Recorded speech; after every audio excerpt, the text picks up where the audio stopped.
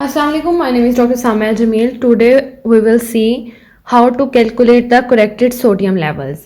पिछली वीडियो में हमने देखा था how to calculate the corrected calcium levels. इसमें हम करेक्टेड सोडियम लेवल्स देखेंगे और इसमें हम सोडियम के लेवल्स करेक्ट करने के लिए इसे कंपेयर करेंगे विद द ग्लूकोज लेवल या ब्लड शुगर लेवल्स के साथ। यानी अगर फॉर एग्जांपल ग्लूकोज के लेवल वेरिएट कर रहे हैं तो हमारे पास सोडियम लेवल वेरिएट करेंगे, जिसके लिए हम करेक्टेड सोडियम लेवल मेजर करेंगे। अब इसमें ये कहता है या तो ये हमारे पास डिहाइड्रेटेड पेशेंट है तो हो सकते हैं, और या फ्लूइड ओवरलोड में हमारे पास पेशेंट आया तो ये हो सकता है। कहता है it is use primarily in the condition where there is a significant change in the body water contents.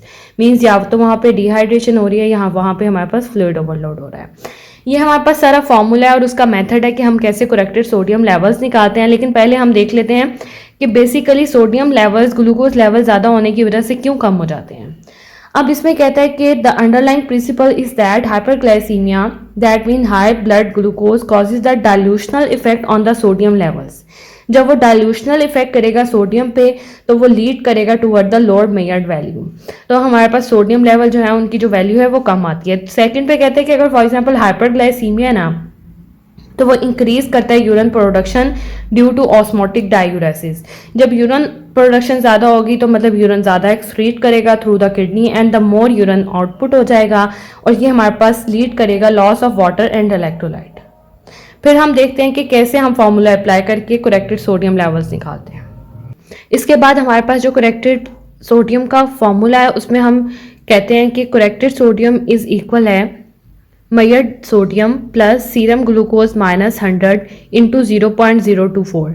अब नीचे सारा वो ये इस फॉर्मूला को एक्सप्लेन करता है कि हम सीरम ग्लूकोज में से 100 माइनस क्यों करते हैं और फिर हम इसे 0.024 से मल्टीप्लाई क्यों करते हैं। सबसे पहले कहते हैं serum glucose level they are measured to see effect of the glucose on sodium. सबसे पहले तो हम ग्लूकोज को इसमें इसलिए कंपेयर करते हैं कि ये हमारे पास रिलेशन बताता है सोडियम और ग्लूकोज का। फिर हम सब्सट्रैक्ट करते हैं 100 from the glucose level because according to the formula base line glucose is 100। अब हम सीरम ग्लूकोज में से -100 कर रहे हैं क्योंकि जो हमारे पास बेस लाइन ग्लूकोज है वो 100 है। उसके बाद कहता है मल्टीप्लाई विद 0.024। अब इसका बेसिकली फॉर्मूला ये है कि for every 100 milligram rise in the glucose जो हमारे पास सोडियम है वो फॉल करता है बाय 2.4। और अगर फॉर एग्जांपल हम 1 मिलीग्राम राइज इन ग्लूकोज देखें तो जो सोडियम फॉल करेगा 2.4 मिली इक्विलेटर इसका यूनिट है बाय 100 होगा। तो for every 1 gram rise in the glucose जो हमारे पास सोडियम फॉल कर रहा है वो 0.024 है। मतलब अगर हमारे पास 1 ग्राम ग्लूकोज राइज हो रहा है तो जो हमारे पास सोडियम मिली इक्विलेटर में कम हो रहा है वो 0.024 है। इसमें हम क्या करते हैं करेक्टेड सोडियम देखने के लिए पहले तो हम मेजर्ड सोडियम निकालते हैं, फिर उसके बाद ग्लूकोज में से 100 माइनस करते हैं क्योंकि बेसलाइन ग्लूकोज 100 है। फिर पहले हम ग्लूकोज को मल्टीप्लाई कर लेंगे 0.024 से क्योंकि ये हमारे पास फॉर्मूला है जो करेक्ट कर रहा है सोडियम को।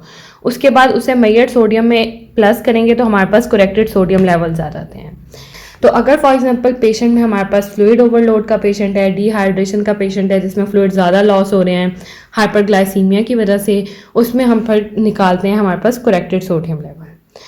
Thank you so much for watching my video.